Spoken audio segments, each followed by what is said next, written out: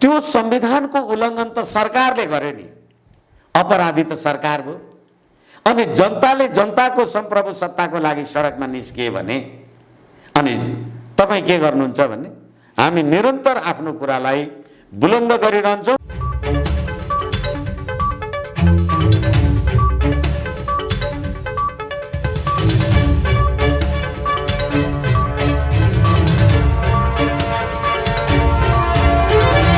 नमस्कार आदरणीय दर्शकवृन्द, AP news यात्राको यो अर्को एउटा विशेष संवादमा यहाँहरूलाई धेरै स्वागत छ।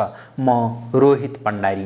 दर्शकवृन्द, केही समय यता सडकमा राज संस्था पक्षधरहरूका प्रदर्शनले तीव्रता पाएका छन्।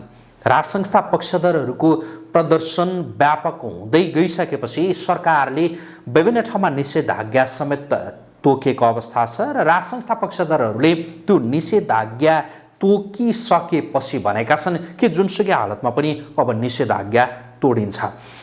सरकार निषेधाज्ञा तोक्ने र प्रदर्शनकारीहरू तोड्ने यो अवस्था अगाडि बढ्दै जाँदा भोलि देश मुठभेडको दिशातर्फ त लम्कँदै छैन, यो यति बेलाको चिन्ताको विषय हो।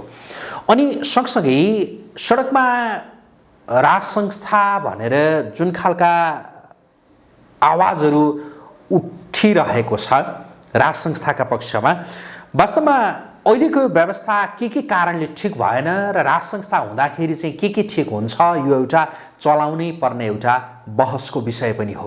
त्यसैले हामी आजको यो कार्यक्रममा राज संस्थाको पक्षमा आफूलाई उभ्याउँदै आउनुभएका वरिष्ठ अधिवक्ता विष्णु भट्टराईसँग कुराकानी गर्दैछौँ। म उहाँलाई स्वागत गर्छु। स्वागत छ यहाँलाई।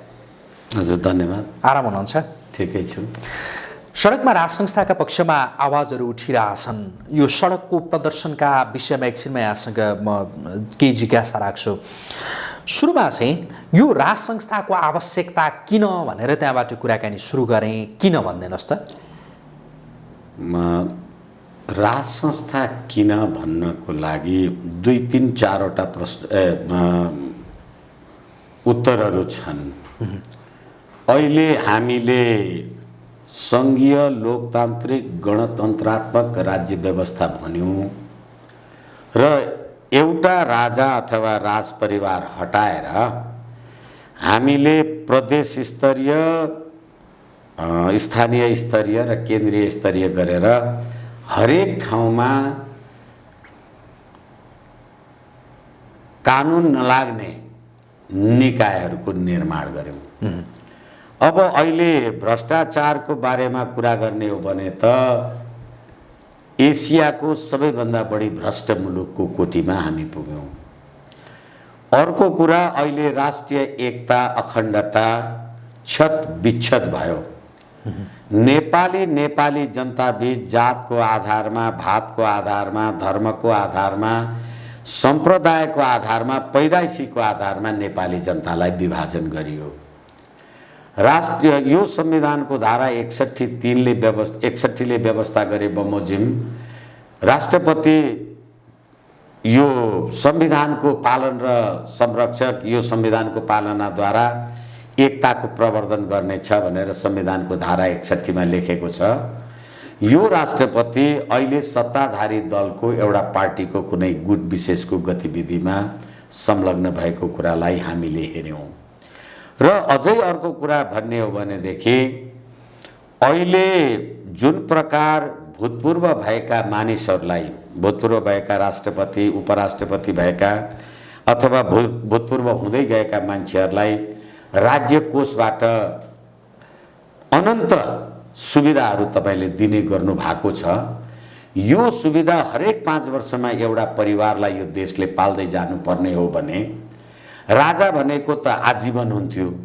हरेक 5 वर्षमा तपाईँले राष्ट्रपति, उपराष्ट्रपति लगायतका मान्छेहरूलाई यो सुविधा दिँदै जानुभयो भने मलाई लाग्छ यो गणतन्त्रको 20-25 वर्षमा, हालाकि स्थानीय सरकार, प्रदेश सरकार चलाउनेसम्म अब हैसियत रहेन, तर त्यो यिनीहरूलाई सुविधा दिँदै राज्यको समाप्त हुने कुरा भयो। र अर्को कुरा, हामीले अहिले यो कोरोना महामारीको अवस्थामा हेर्यौँ, जनता सडकमा खान नपाएर कुनै एउटा दाताले दिएको खाना खाइराखेका छन्। यो देशमा राष्ट्रपति भएको मान्छे जनताले तिनै अर्काले दिएको खाना खाएको कुरामा अब शीतल निवासबाट एयरपोर्ट पुग्नु पर्यो भने हेलिकप्टरमा उड्ने भएका छन्। धेरैचोटि कुरा गर्दा निवेदन गरेको छु, संसदमा 14वटा त श्रीमान श्रीमतीको गुट भएको छ। तपाईले अझै एकैछिन अलिकति एक मिनेट भनेर कुरा टुङ्गाउँछु। र नेपाली जनताको अभिमत बिना जनताले निर्वाचनमा पराजय गरेका मान्छेहरूको तपाईले संसदमा जे प्रकारको भूमिका देखिराख्नु भएको छ, यसले गर्दाखेरि राष्ट्रिय एकता अखण्डतालाई प्रतिनिधित्व गर्ने कुनै शक्ति नै रहेन।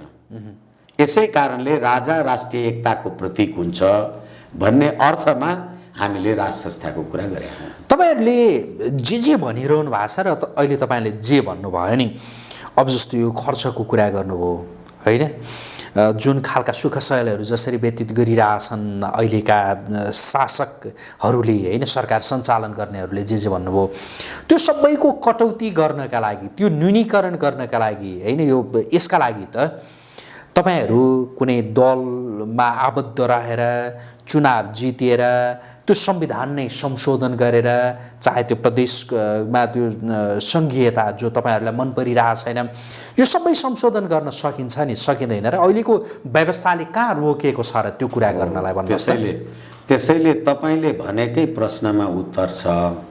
यो संविधानको धारा 274 को व्यवस्था के छ भने, संविधान संशोधन भनेर त्यसको शीर्षक अन्तर्गत नेपालको राष्ट्रिय एकता अखण्डता स्वाधीनता सम्प्रभुता भन्दा बाहेक अरु सम्पूर्ण कुरामा यो संविधानको संशोधन हुन सक्छ भनेपछि अहिले संघीय लोकतान्त्रिक गणतन्त्र धर्मनिरपेक्ष भनेको अन्तिम होइन रहेछ नि।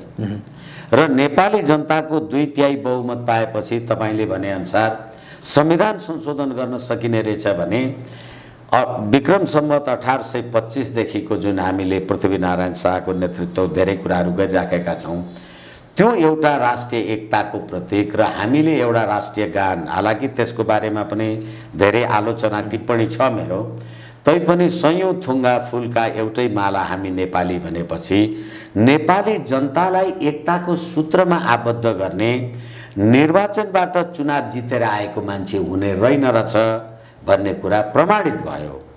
अहिले मात्रै होइन, यो भन्दा अगाडि रामवरण यादवजी त खैर त्यो त अब संविधान सभा नै थियो, संविधान आइसकेको थिएन। यो संविधान आइसकेपछि यो देशका राष्ट्रपतिको जे काम कारबाही देखियो, यसले यही संविधानले व्यवस्था गरेको संविधानको धारा 61(3) बमोजिम राष्ट्रिय एकताको प्रतीकको रूपमा काम गर्न सक्यो? सकेन। किनभनेदेखि यो सरकारले अर्काको संसदीय दल फुटाउनका लागि राजनीतिक दल दर्ता सम्बन्धी ऐन संशोधनको अध्यादेश ल्यायो। हालाकि 24-48 घण्टा टिकेन र फिर्ता गर्नु पर्यो। संवैधानिक परिषद सम्बन्धी संशोधनको विधेयक ल्यायो, किनभने यो संवैधानिक परिषदमा सबैलाई चित्त बुझाएर भागभण्डा खान पाउन पाइएन भने, अनि फेरि त्यो थपक्क त्यसलाई चाहिँ विथड्रल गर्नु पर्यो भनेपछि यस्तो राष्ट्रपतिले नेपाली राष्ट्रको राष्ट्रिय एकता अखण्डताको प्रवर्धन गर्ने रहेन रहेछ भन्ने कुरा देखिएपछि अब फेरि तपाईले भन्नुभयो निर्वाचनको कुरा भन्नुभयो। निर्वाचनको कुरा अहिले म तपाईलाई भनौं, करोडौं रुपैयाँ खर्च गर्न नसक्ने मान्छे को संविधान को संसदमा निर्वाचन जितेको छ नि। जस्तो केही योभन्दा अगाडि जो कति कमारा कमारीका रूपमा रहेकाहरू संसदमा पुगेका छन् हैन, त्यस्ता कति उदाहरणहरू छन् नि, छैनन्? हो त्यसै कारणले हामीले समानुपातिकको रूपमा तिनीहरूलाई लिएर आयौं हैन। तर प्रत्यक्ष निर्वाचनबाट आएका मान्छेहरू राजनीतिक दलको त्यो खर्च र हिजो यो अहिले तपाईले भनेको सम्झिँदाखेरि त अझ मलाई त डर लाग्छ। तपाईले अहिले राजनीतिक दलमा निर्वाचन लडेर तपाई चुनाव जितेर आउनुभयो अथवा पार्टीमा हुनुभयो, मलाई समानुपातिकबाट लिएर आउनुस् अथवा अर्को कुरा गर्न आउनुस् भन्दाखेरि त अहिले हरेक राजनीतिक दलका अध्यक्ष महामन्त्रीहरू त मुकुट नलगाएका राजा भए, किनभने समानुपातिकको रूपबाट संसदमा मान्छे पठाउन सकिने भयो। अब करोडौँ लिने खानेकुराको चलखेल त संसारभरि अथवा यो हाम्रो उसमा देखिएकै छ। हिजो राजाले अप्पर हाउसमा मनोनित गर्दाखेरि अब देशको सम्बन्धित विषयको सम्बन्धित क्षेत्रको लब्ध प्रतिष्ठा ज्ञाता मान्छेहरूलाई, जस्तो भारतको संविधानको धारा 97मा यो व्यवस्था छ, 12 जना मान्छे भारतको राष्ट्रपतिले मनोनित गर्नुहुन्छ अप्पर हाउसमा। त्यहाँ विज्ञान, कला, पत्रकार अथवा जे छ ती क्षेत्रहरू स्पेसिफाई गरिएको छ। तर यहाँ अहिले हेर्नुहोस् त, त्यो राष्ट्रिय सभामा ल्याएका मान्छेहरू पनि नेपाली जनताले तिरस्कार गरेका र तिनीहरू कुनै विषयमा लब्ध प्रतिष्ठित, अब एकैछिनलाई मानौँ संसदीय प्रजातन्त्रको कुरा गर्दा लोअर हाउस र अप्पर हाउस कुरा गर्दा बेलायतमा त हाउस अफ लर्ड्स भनियो नि, किनभने निर्वाचनबाट जितेको सबै मानिस मुलुकको परराष्ट्र, अर्थ आदि इत्यादि कुरामा सम्बन्धित क्षेत्रको ज्ञाता नहुन सक्छ नि। अब एकैछिनलाई मानौँ पत्रकार जगतकै कुरा गर्ने हो भने पत्रकार त चुनाव लड्न त जाँदैन, तर राष्ट्रको एउटा अभिन्न बौद्धिक अङ्ग त हो नि। अनि त्यसले संसदलाई, पार्लियामेन्टलाई मेरो अपनत्व छ भन्न, अब त्यस्तै वकिल, डाक्टर जे होलान्, ती क्षेत्रको प्रतिनिधित्व भयो भने त्यो राष्ट्रिय एकता, अखण्डता हुन्छ। अहिले कसरी आइराखेका छन्, अब फेरि हामी नदोहोर्याउँ। यसै कारणले गर्दाखेरि त्यो किन भयो? एक राजनीतिक पार्टीका मान्छेहरू नै बेताज बादशाह भए, हरेक मान्छे करोडौँ लिएर समानुपातिक गर्ने। र तपाईँले जुन यो जातीय दलीयवाला कुरा गर्नुभयो, त्यो जातीय दलीयवाला कुरा गर्दाखेरि त विनोद चौधरीजी नै होला। उहाँ कहिले नेपाली काङ्ग्रेसको तर्फबाट संसद सदस्य, उहाँ कहिले कम्युनिस्टको तर्फबाट सदस्य, के को कारणले होला? यस कारणले गर्दाखेरि फेरि पनि निवेदन गरौँ, अब चाहेर नचाहेर भन्नुपर्छ तिक्तताका साथ।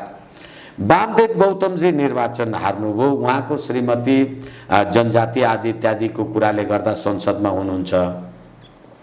अहिले फेरि त्यसरी निर्वाचन हारेको मान्छे आफ्नो सत्ताधारी दलको पहुँचबाट उहाँ चाहिँ राष्ट्रपतिले निशर्त उहाँलाई मनोनयन गर्नुभयो। उहाँको सम्बन्धित क्षेत्रको ज्ञान आदि इत्यादि होस् नहोस् त्यसको बारेमा प्रश्नै भएन। अब तपाईँले भनेको प्रश्नलाई सम्बोधन गर्ने कुराको लागि अब उहाँ वामदेव गौतमजी चाहिँ अन्य जात जाति क्षेत्री बाहुन हुनुभयो, श्रीमती चाहिँ आदिवासी जनजाति हुनुभयो भने उहाँहरूको बिचबाट पैदा भएको सन्तति के हुन्छ यो देशमा? त्यो जनजाति हुन्छ, अन्य हुन्छ, के हुन्छ? यसैले गर्दा यो गर्दै यो प्रणालीले गर्दा त हाम्रो जातीयता, धर्म, संस्कृति, सभ्यता त्यो पनि समाप्त हुन लाग्यो। र फेरि के हो भने संवैधानिक राज संस्था भएको मुलुकमा, हालाकि हाम्रो संविधानमा, अहिलेको यो संविधानमा, भारतको पनि संविधानमा भनियो राष्ट्रपति, राष्ट्रिय सभा र प्रतिनिधि सभाको संसद। बेलायतमा पनि भनियो राजा, हाउस अफ लर्ड्स र प्रतिनिधि सभाको संसद। यो संविधान तपाईँले हेर्नुभयो भने उदेक लाग्छ। नेपालमा एक सङ्घीय संसद रहनेछ, त्यो संसद भनेको चाहिँ प्रतिनिधि सभा र राष्ट्रिय सभा मात्रै हो भनेको छ, राष्ट्रपतिलाई त्यहाँ ठाउँ छैन। जो यो देशको राष्ट्रपति यो संसदको अभिन्न अङ्ग होइन, त्यसले लालमोहर लगाउने, विधेयक बनाउने, प्रमाणीकरण गर्ने, अनि त्यो कसरी राष्ट्रिय एकता अखण्डता हुन्छ? अनि यस्तो संविधानले नेपाली जनताको राष्ट्रिय एकता र फेरि पनि हाम्रो साँच्ची भन्ने हो भने संसारका प्राचीनतम देशहरूमध्ये नेपाल 29औं राष्ट्र पर्छ भने यसको निरन्तरता नै नरहने हो कि? अब सामन्त गोयलवाला कुरा जोड्यो भने फेरि अर्को कथा हुन्छ। अहिले हामी राज संस्थाकै बारेमा कुरा गरिराखेका छौँ। त्यसकारणले गर्दाखेरि त्यस्तो राज संस्था, तपाईँ पनि निर्वाचनमा लड्नुभयो राष्ट्रपतिको, म पनि निर्वाचनमा लडेँ भने तपाईँ जित्नुभयो, म हारेँ भने तपाईलाई भोट नदिने मान्छेप्रति तपाईको के धारणा होला? म निर्वाचनमा पराजित भएको मान्छे तपाईलाई हेर्ने धारणा के होला? अब तपाईले राष्ट्रिय एकताको प्रवर्धन कसरी गर्नुहुन्छ? यसकारण राष्ट्रिय एकताको लागि सयौं थुङ्गा फुलका एउटै माला हामी नेपाली, त्यो एकताको सूत्रमा बान्ने धागो के हुन सक्ला? अथवा ती फुलहरूलाई माला बनाउँदा घोच्न त घोच्छ नि, यो चाहियो, अलिअलि दुख्दो पनि होला, तर माला त रहिरहनु पर्यो। अब फुलबारी पनि राज संस्था नभएका जति पनि मुलुकहरू छन् नि, जहाँ पहिला थिए पछि हटाइए होइन, ती मुलुकहरूमा पनि यो समस्या होला त? तपाईँले भने जस्तै त्यहाँ राष्ट्रिय एकताको प्रवर्तन भएको छैन होला त, र त्यहाँ राज संस्था नभएकै कारणले ती थुप्रै मुलुकहरूको जो अस्तित्व नै समाप्त भयो होला त? हो, त्यसैले गर्दाखेरि तपाईँले सोध्नुभएको प्रश्न फेरि पनि आदरका साथ सम्बोधन गर्ने प्रयोजनका लागि, संसारमा राजनीतिक परिवर्तन नेपालमा जस्तै गरेर भएको होला। खाली विदेशी शक्तिको आड र भरोसामा, र पृथ्वीनारायण शाहले 1825 भने जस्तो फिरङ्गीहरू देशमा प्रवेश गरे भने मुलुक समाप्त हुन्छ भनेपछि अहिले देश चाहिँ हामीले धर्मनिरपेक्ष भन्यौँ संविधान। अब जनताले के गरे लामो कुरा हुन्छ, समय रह्यो भने त्यो पनि कुरा गरौँला। तपाईँ धर्मनिरपेक्ष देशको प्रधानमन्त्री चाहिँ हुनुभयो, तपाईँलाई हिन्दू राष्ट्र चाहिँ चाहिएन, तर के भने होली वाइन खान त हक जहानकोमा जानुभयो नि, होइन? र त्यो कुरा कसरी सम्भव हो भने, जब तपाईसँगै कुरा गर्दा मैले निवेदन गर्ने गरेको छु, तत्कालीन बेलायती राजदूत एन्ड्रयू स्पास्कीले नेपाललाई धर्मनिरपेक्ष देश भनेर संविधानमा व्यवस्था गर्नुपर्छ भन्ने कुरा भएपछि, अब ठिक छ जे भयो होला, तर देश संविधान धर्मनिरपेक्ष त लेखियो। त्यो धर्मनिरपेक्ष लेखिएपछि अनि अहिले एकपछि अर्को गर्दै देशको राष्ट्रिय एकता, अखण्डता, धर्म, संस्कृति, सभ्यतामा एकपछि अर्को चाहिँ आक्रमण हुँदै आए। तर हिजो राष्ट्रिय एकताको रूपमा राज संस्था रहँदाखेरि यो अवस्था थिएन। एक भने हाम्रो भूगोल र हाम्रो विगतको इतिहासलाई हेर्दाखेरि र यो 14 वर्षको दरमियानमा हामीले हेऱ्यौँ, 17,000 मान्छे मारेर यो परिवर्तन त आयो। यो अहिले भर्खरै संयोगले पनि मङ्सिर महिना परेछ, मङ्सिर 5 गते बृहत शान्ति सम्झौता भयो, त्यसको 14 वर्ष पुग्यो। यो 14 वर्षमा बृहत शान्ति सम्झौताको दफा 3 को 11 ले के भन्यो भने, राजनीतिक पदमा बसेर अकुत सम्पत्ति कमाएका मान्छेहरूको सम्पत्ति छानबिन गर्ने कारबाही गर्ने भनियो। त्यसै गरेर जनआन्दोलन, जनयुद्धका नाउँमा मानवाधिकारको विश्वव्यापी उल्लङ्घन गरेकाहरूलाई चाहिँ कठोर दण्ड सजाय दिइने भनेर व्यवस्था गरियो। सत्य निरूपण तथा मेलमिलाप आयोग ऐन बनाउँदाखेरि तिनीहरूलाई उन्मुक्ति दिने व्यवस्था राखियो। त्यो व्यवस्थालाई सम्मानित सर्वोच्च अदालतले उल्टाइदियो। अनि आज ती सबै 17,000 ज्यान मारेका मान्छेहरू राज्य सत्तामा बसेका छन्, जनताले के पायो? यसै कारणले गर्दा अहिले आम जनताले बरु त्यो राज संस्था हुँदाखेरि, त्यो राज संस्थाले जस्तो नागरिकता विधेयकमा राजा वीरेन्द्रले त सर्वोच्च अदालतलाई सोधे नि, अहिले रोटी र बेटीको नाउँमा सारा मान्छेहरूलाई नागरिकता दिने, अमेरिकामा प्रतिनिधि सभाको निर्वाचनमा भाग लिनका लागि त्यहाँको अमेरिकी नागरिक भएको 7 वर्ष कुर्नुपर्छ। यहाँ हामी नागरिकता पनि बाँड्न लाग्यौँ, देश नरहने भयो। त्यसैले राज संस्थाको औचित्य सडकबाट उठ्न लाग्यो हो। राज संस्था पुनर्स्थापित भयो भने चाहिँ सबै ठिक हुन्छ, सबै ठिकठाक हुन्छ, सबै राम्रो हुन्छ। मैले किन भनिरहेको छु भने हिजोका दिनमा पनि त थियो नि त देशमा राज संस्था। राज संस्था भएकै बखतमा हो देशमा जुन खालको अशान्ति मचिएको थियो, जे भएको थियो। म यो कुरासँग जिम्मेवारीका साथ असहमत छु। जतिखेर हामीले देखेनौँ यो जनताको लागि काम गरेको थियो भन्ने होला, अब त सारा नेपाली जनताले देखे। माओ सेतुङको नाउँ लिने अनि माओ सेतुङको शत्रु देश भारतमा बस्ने अनि हिन्दीमा भाषण गर्ने, जेएनयूमा जे खाजा पानी खाने अनि नेपालमा नेपाली मार्ने। यदि प्रचण्ड र बाबुरामजीहरूले लिएको साँच्चै माओवादकै कुरा हो भने सर्वहाराको अधिनायकवाद ल्याउनका लागि भारतले उहाँहरूलाई 17,000 मान्छे मार्नलाई सहयोग गर्यो। यति कुरा पनि नेपाली जनताले बुझेनन्, बुझ्नलाई 14 वर्ष लाग्यो। यदि होइन भने तपाईको घरमा बसेर तपाईकै शत्रुको लागि, उनलाई बलियो बनाउनको लागि तपाईले आश्रय दिनुहुन्छ। र त्यो जे आदि इत्यादि हामीले भन्यौं, अहिले नहोला तर हामी कुरा हेरौँ न। अहिले यदि म यो देश चाहिँ भोलि भारतमै गाडिएछ, चीनमै गाडिएछ भने म त त्यो देशको नागरिक अटोमेटिक हुन्छु। अटोमेटिक भयो भने म निर्वाचन लडेर राष्ट्रपति अथवा प्रधानमन्त्री, संसद सदस्य जे हुन पाउँछु, तर राजा हुन चाहिँ पाइँदैन नि। त्यसैले राजालाई जनताभन्दा बढी राष्ट्रवादी हुनुपर्छ। अहिले राजा ज्ञानेन्द्र, अब फेरि पनि म कुरा गरौँ, हाम्रो संविधानको धारा 275 त्यसमा के व्यवस्था गरिएको छ भने राष्ट्रिय महत्त्वका विषयमा अथवा जनताले आवाज आदि इत्यादि उठायो भने जनमत संग्रह गर्ने व्यवस्था गरिएको छ।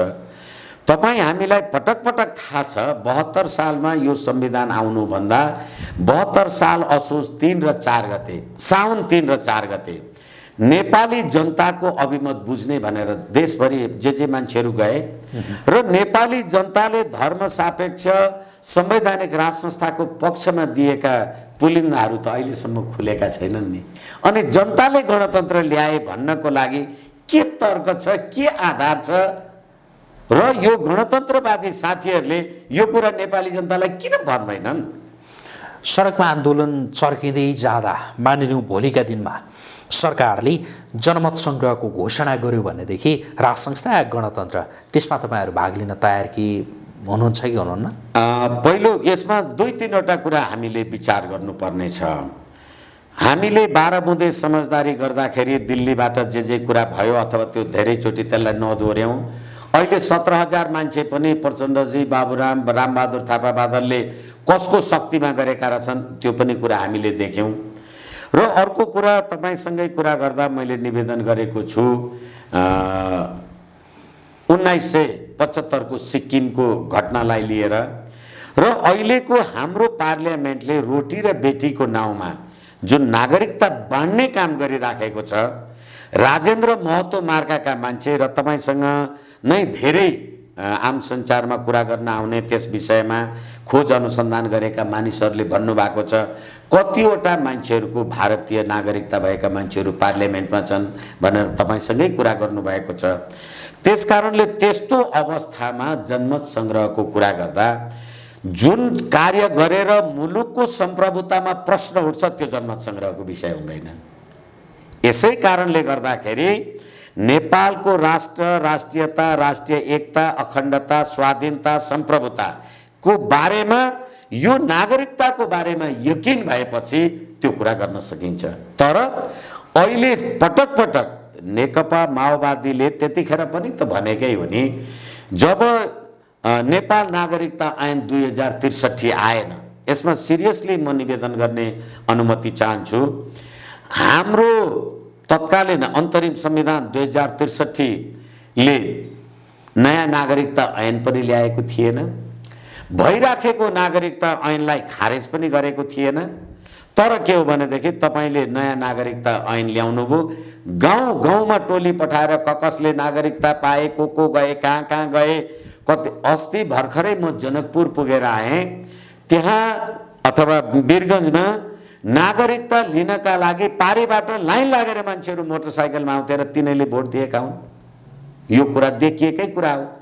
यसकारणले गर्दाखेरि हाम्रो राष्ट्रिय एकता र अखण्डताको प्रश्नमा नागरिकताको यकिन गरेपछि अनि बल्ल हामी यो काम कारबाही गर्न सक्छौँ। एक र अर्को कुरा के हो भने हिजो तपाईँले कुन जनमत सङ्ग्रह गर्नुभयो र सङ्घीय लोकतान्त्रिक गणतन्त्र भन्नुभयो। तपाईँको 12 बुँदे समझदारीमा गणतन्त्र, सङ्घीयता र धर्मनिरपेक्ष कहीँ छैन। अनि तपाईँले संविधान बनाए भन्नुभयो, म फेरि पनि भनौँ तपाईँले संविधान बनाएकै होइन। 90% नेपाली जनताले बनाएको भनेको संविधानमा उनीहरूले आफ्नो धर्म नै नष्ट गरेर संविधान बनाए, त्यो सम्भव छैन। र अर्को कुरा, अमेरिकाको नोट्रेडेम युनिभर्सिटीका प्रोफेसरहरू बसेर नेपालको शासकीय स्वरूप स्विजरल्यान्डमा तयार भयो भनेर त तत्कालीन दमननाथ ढुङ्गाना अथवा पद्मरत्न तुलाधरजीहरूले भन्नुभएकै कुरा हो। यसकारणले गर्दाखेरि सम्प्रभुताको प्रश्नसँग सम्बन्धित कुरामा सधैँभरि, किनभने प्रजातन्त्रले कहिलेकाहीँ प्रजातन्त्र रोज्ने कि सम्प्रभुता रोज्ने भन्ने कुरा आयो भने त सिक्किमलाई हेरेर त पहिले सम्प्रभुता रोज्नु पर्यो नि। यसैले गर्दाखेरि संविधानको धारा 274 ले जे भनेको छ, हिजो 2047 को संविधानमा संवैधानिक राज संस्था र हिन्दू राष्ट्र अपरिवर्तनीय भनेर लेखेको थियो। कागजमा लेखेर त अपरिवर्तनीय नहुने रहेछ नि। कोही त त्यो त ढुङ्गासुङ्गा हाने, यिनै जनताले आन्दोलन गरे, आखिर त्यो गयो। यसैले जनताको राजकीय सत्ता र संप्रभु सत्ता भनेर तपाईले संविधानमा लेखेपछि अब जनताको संप्रभु सत्ता र राजकीय सत्तालाई जनताले आन्दोलन गरे, तपाईको पक्षमा आन्दोलन गरे, त्यो लोकतन्त्र भयो। राज संस्थाको पक्षमा आन्दोलन गरे, त्यो निरङ्कुशता भयो भन्ने कुरा त यो तर्कै होइन। अब सडकबाटै फर्काउने हो राज संस्था? किनभने हिजो 2047 को संविधानमा मत हाल्ने यिनै जनता थिए, यिनै नेता थिए। यिनै जनताले 47 को संविधानमा शपथ ग्रहण गरे, 47 को संविधानको शपथ ग्रहण गरेका हुन् र यिनै नेताहरूले 47 को संविधान ठिक छैन भनेका हुन्। त्यसैले हामीले कुरा गरेका छौँ, पात्र उही प्रवृत्ति उही। पात्र र प्रवृत्ति उही भएपछि प्रणालीको तलमाथि भइराखेको छ। यसकारणले अब पात्र, प्रवृत्ति र प्रणाली तीनैवटा परिवर्तन हुनुपर्छ। कहाँबाट हुन्छ त्यो? सडकबाट हुन्छ कि? किन हो होइन, दुईटै कुराले हुन सक्छ। हिजो पनि आन्दोलन सडकमा त गरियो होला, तर संविधान सभाको निर्वाचन भएपछि 2064 जेठ 4 गते मध्यरातमा संविधान सभाले नै होइन अब गणतन्त्र भयो भने हो। पृष्ठभूमि त सडक थियो नि। अहिले पनि पृष्ठभूमि चाहिँ सडक हुन्छ, तर जानको लागि त कुनै न कुनै वैधानिकता प्राप्त गर्नको लागि त अनि फेरि यिनै जनता हुन् जसले गणतन्त्रवादीहरूलाई मत दिए र यिनै जनता सडकमा निस्किएर संवैधानिक राज संस्था, हिन्दू राष्ट्र, अखण्ड नेपालको नारा लगाउँछन् भने भोलि तिनै जनताले त्यही पक्षमा मत हाल्छन् अनि फेरि चाहिँ संसदबाटै संविधानको धारा 274 बमोजिम चाहिँ संविधानको संशोधन गर्न सकिन्छ। अब जस्तो अहिले राज संस्थाका पक्षमा थुप्रै अभियानहरू सडकमा सञ्चालन भइरहेछन् होइन? ठिक यही बेलामा सरकारले विभिन्न ठाउँमा निषेधाज्ञा जारी गरेको अवस्था छ। यसका विषयमा तपाईँ एकजना वरिष्ठ अधिवक्ता पनि हुनुहुन्छ। हुन त तपाईँ राज संस्था पक्षधर व्यक्ति भएका कारणले पनि यो निषेधाज्ञा ठिक होइन भनेर त भन्नुहोला, तर संविधानमा के उल्लेख छ? एकै छैन। जस्तो यो व्यवस्थाका विरुद्धमा होइन, व्यवस्थाका विरुद्धमा हुने प्रदर्शनहरूमाथि सरकारले निषेध लगाउन सक्ने त्यो व्यवस्था छ कि छैन, या यसका विषयमा संविधान केही बोलेको छैन? म तपाईँलाई फेरि पनि निवेदन गर्छु,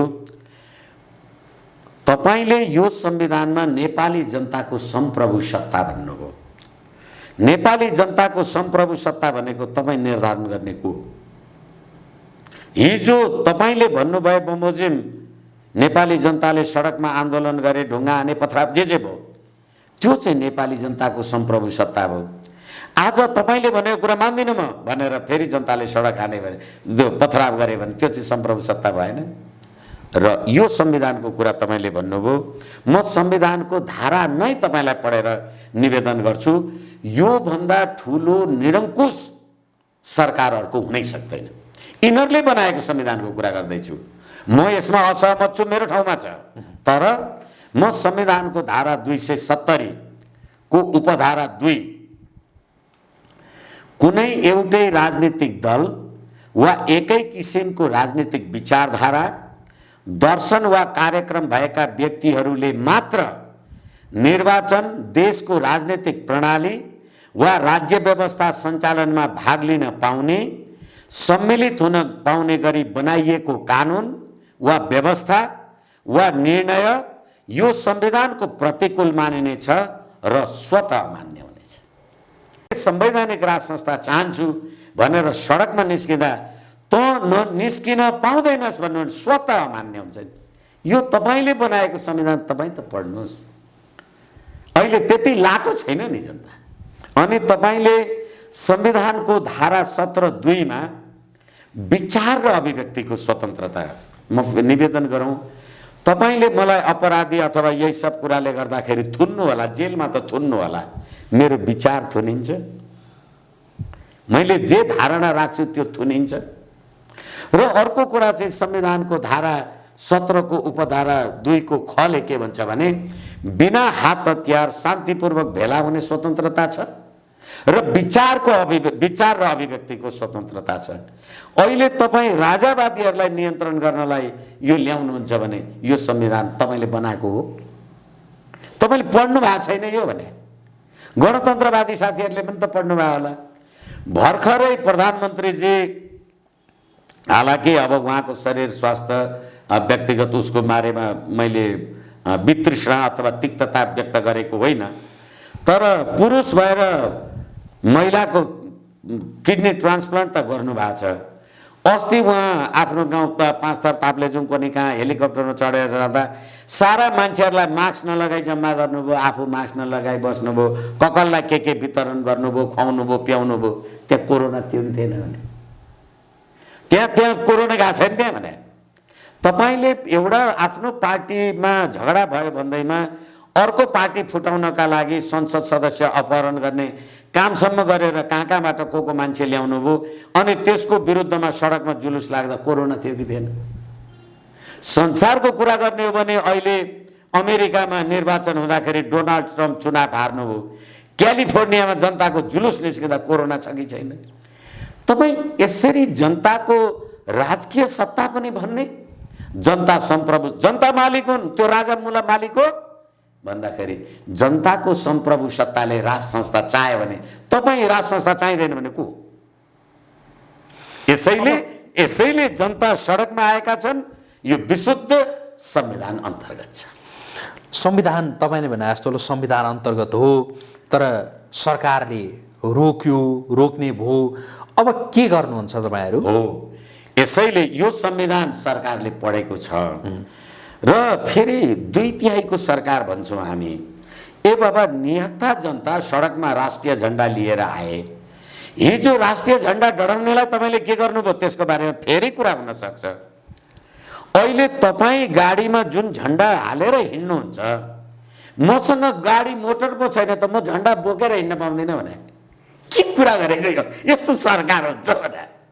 यसैले गर्दाखेरि जनताको राजकीय सत्ता र संप्रभु सत्ता र त्यो संप्रभु सत्ता रातो र चन्द्र सूर्य जङ्गी निशान हाम्रो, त्यो सम्पूर्ण नेपालीको जङ्गी निशानलाई लिएर नेपाली जनता सडकमा उठे भने तिनीहरूलाई निषेध गर्नुभयो भने तपाईँ चाहिँ राष्ट्रद्रोही हो, तपाईँ चाहिँ राष्ट्रघाती हो। यस कारणले गर्दाखेरि म के गर्छु म के गर्दिनँ होइन, सम्पूर्ण जिम्मेवारी राज्य सत्तामा बसेको मान्छेले लिनुपर्छ, किनभने यो संविधानको शपथ तपाईँले ग्रहण गर्नुभएको छ। अब तपाईँ जो राजसङ्घ पक्षधरहरू हुनुहुन्छ, सरकारले तोकेको निषेधाज्ञा तोडेरै अगाडि बढ्ने हो? सरकारले मन लागेर निषेधाज्ञा निकाल्ने होइन नि, होइन निकालि नै सक्यो, के गर्ने हो एकै छन्। त्यसैले एक थरी हामी कुरा गर्छौँ, डबल स्ट्यान्डर्डको कुरा हो। तपाईँ यो संविधान बमोजिम म लोकतान्त्रिक सरकार हुँ भन्नुहुन्छ, मैले संविधानको व्यवस्था तपाईँलाई पढेर निवेदन गरेँ। त्यो संविधानको उल्लङ्घन त सरकारले गर्यो नि, अपराधी त सरकार भयो। अनि जनताले जनताको संप्रभु सत्ताको लागि सडकमा निस्किए भने अनि तपाईँ के गर्नुहुन्छ भने हामी निरन्तर आफ्नो कुरालाई बुलन्द गरिरहन्छौँ र अपराध सरकारले गरेको छ। गर्दा गर्दै अब त यो 17वटा मुलुकले हेर्नुहोस् त, संसारको एसियाको सबभन्दा बढी भ्रष्ट राज्य। अनि भर्खरै केपी ओली शर्माजीले भन्नु भएन बाँदरमुडे घटना भनेर? बाँदरमुडे 14 वर्ष पछाडि क्लिक गरे अब प्रधानमन्त्रीजीलाई है। अनि प्रचण्डजीले लिखित रूपमा यो भ्रष्टाचारी हो भनेर भन्नु भएन? यी भ्रष्टाचारी र अपराधीले राज्य सत्ता चलाएका छन् भने उनीहरूले बनाएको संविधानमा यो लेखा छ, जनता सडकमा आयो, अपराध उनीहरूले गरे कि जनताले गरे? तपाईँहरू जो तपाईँ कानुनको ज्ञाता हुनुहुन्छ होइन, हुन त तपाईँले भन्नुभएको छ यो संविधानका प्रति मेरो असहमति छ, असहमति भए पनि तपाईँ बहस गरिरहनु भएको छ होइन, अदालत गइरहनु भएको छ। सरकारले संविधानको उल्लङ्घन गर्यो, सरकारले ठिक गरेन भनेर तपाईँलाई लागिरहेका बखत तपाईँहरू अदालतमा जान चाहिँ सक्नुहुन्न या यो जाने विषय नै होइन? फेरि पनि त्यो चरीका चुचाबाट निस्केको शब्द माधुरी उही यथार्थ सम्झन्छ कुन होला त्यो चरी। मैले तपाईसँगै निवेदन गर्दा भनेको छु 2074 आज 6 गते सम्मानित सर्वोच्च अदालतले गुठी सम्बन्धी एउटा विवादमा फैसला गर्यो। यो देशको मठ मन्दिर धर्म संस्कृति समाप्त भयो भने राष्ट्रियता समाप्त हुन्छ, देश समाप्त हुन्छ भनेर फैसला गर्नुभएको छ। उहाँहरू को? उहाँ न्यायाधीशहरू, उहाँहरू संविधानले व्यवस्था गरे बमोजिम संसदीय सुनवाई समितिबाट उहाँहरू पास भएर आउनुभयो। पास भएपछि के गर्नुभयो? राष्ट्रपतिजी समक्ष संविधानको शपथ ग्रहण गर्नुभयो। यो संविधान धर्मनिरपेक्षको संविधान हो, त्यसमा विवाद छैन। धर्मनिरपेक्ष देशको संविधानको शपथ ग्रहण गरेर धर्म नभए राष्ट्र सिद्धिन्छ भनेर फैसला गर्ने यो अदालत, यो न्यायालय, तपाईँ नैतिकता खोज्दै हुनुहुन्छ है यो देशमा। अनि तपाईँहरूलाई त्यो अदालतप्रति नै त्यत्रो विश्वास छैन भने, एकैछिन है छैन भने, अनि तपाईँहरू अदालतमा गएर किन बहस गर्नुहुन्छ? अब एकैछिन यो व्यवस्था रौन्जेल नै होइन, हामी यो बहस यो कामहरू नै अब गर्न नसक्ने भयौँ भनेर हात किन उठाउनु होइन? एकैछिन, कुनै कानुनी र संवैधानिक प्रश्नमा जनताको हक अधिकारको बारेमा तपाईँ ज्ञाता हुनुहुन्छ र तपाईँले बोलिदिनु भएन भने अरू कसले बोल्छ त?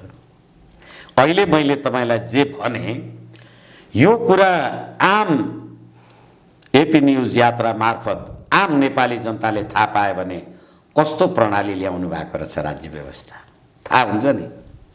अनि त्यसैले फेरि पनि संवैधानिक राष्ट्र संस्था र हिन्दू राष्ट्र अखण्ड नेपालको औचित्य फेरि पनि प्रमाणित हुन्छ।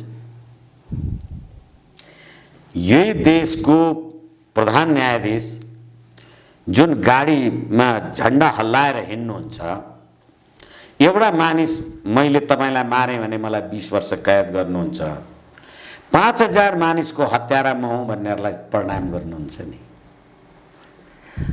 अनि त्यो उहाँले चढेको गाडीमा फहराइएको झन्डा डराउने मान्छेको लागि यो देशको एक्जिक्युटिभ, लेजिस्लेचर र जुडिसियरी, कार्यपालिका, न्यायपालिका र विधायिकाले के गर्यो?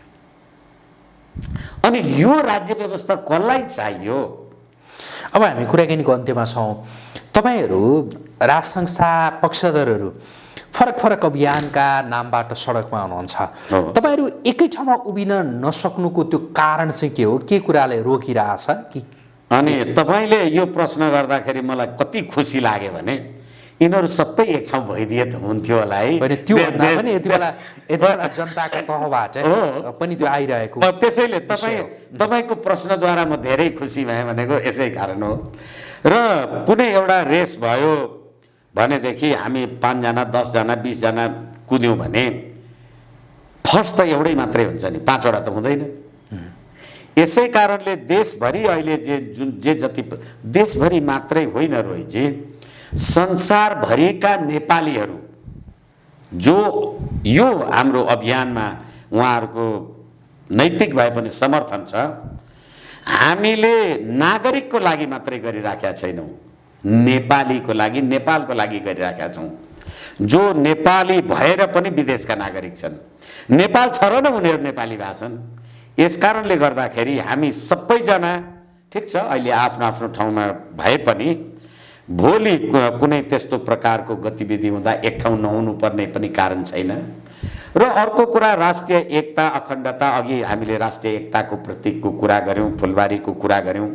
त्यसले गर्दाखेरि सम्पूर्ण नेपालीको ग्रेटर इन्ट्रेस्ट मिलेपछि सानातिना कुरा कालान्तरमा मिल्दै गर्छन्, अहिले मिलेनन् भनेर चिन्तै गर्नु पर्दैन। हुन्छ, आजका लागि कुराकानी यति गरौँ। जुन समय दिनुभयो यसका लागि यहाँलाई धेरै धन्यवाद। मलाई पनि कमसेकम यो सरकारले यही संविधानको उल्लङ्घन हामीले गरेका छौँ भन्ने कुरा एपी न्युज यात्रा मार्फत स्पष्ट गर्ने अवसर दिनुभयो। एपी न्युज यात्रालाई बहुत प्रणाम। आदरणीय दर्शकवृन्द, हामी कुराकानी गर्दैथ्यौँ वरिष्ठ अधिवक्ता विष्णु भट्टराईसँग। उहाँसँगको यो कुराकानीसँगै एपी न्युज यात्राको विशेष संवाद अहिलेका लागि यहीँ सकिन्छ। एपी न्युज यात्रा सँगै रहनुहोला। नमस्कार।